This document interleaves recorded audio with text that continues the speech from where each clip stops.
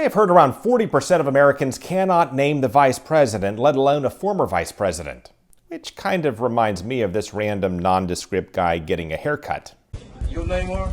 Mike Pence. Mike Pence. Yes, sir. Vice President? Yes, sir. Yes, sir. Oh, boy.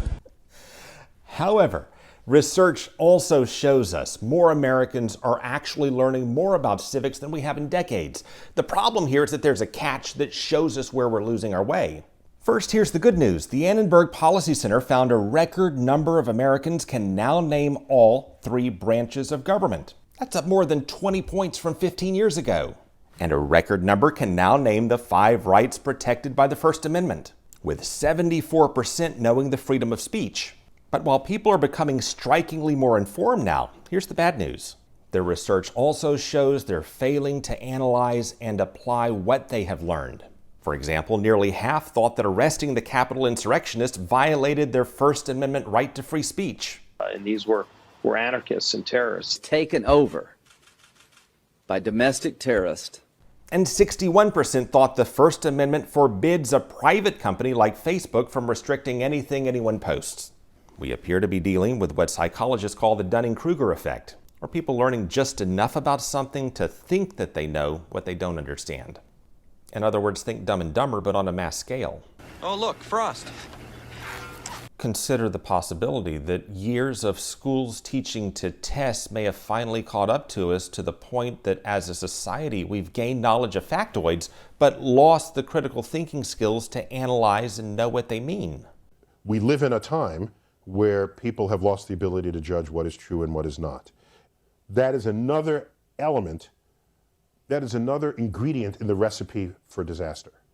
Which could make people more susceptible to the influences of demagogues in politics and conspiracy theories on social media, which could be driving a political movement against science and academia and nuance in public debate, which could in turn drive a push to remove lessons in books and discussions in school that might empower dissent or critical challenge. Here's our former governor and Senator Bob Graham put it a couple of years ago. There is, unfortunately, a core of people in politics who think it's not to their advantage to have the public very well informed. If more people became engaged, maybe there'd be more opponents running against them when they ran for re-election.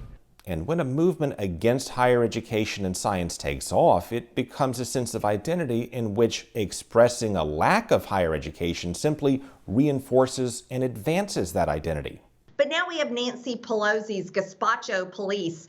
Yes, Representative Marjorie Taylor Greene said Congress is a cold soup police state. But see, that doesn't really work against her, because when she confuses Nazi police with cold soup, or the possibility of martial law as opposed to martial law, those kinds of mistakes just show she's not some kind of smarty-pants elitist that her base may envision talking down to them for making the same kinds of mistakes. And that's part of what makes Marjorie Taylor Greene much better at reading her audience and our current political climate than many of her detractors. And if you think these are unusual times, consider the possibility that it's the other way around, that we're actually gravitating away from an unusual period and moving toward an age of simple explanations and absolutes that has been far more common through history. Darrow and Darwin and Copernicus and Galileo and others lived through far more extreme variations of it and felt the strain and pain of working against it.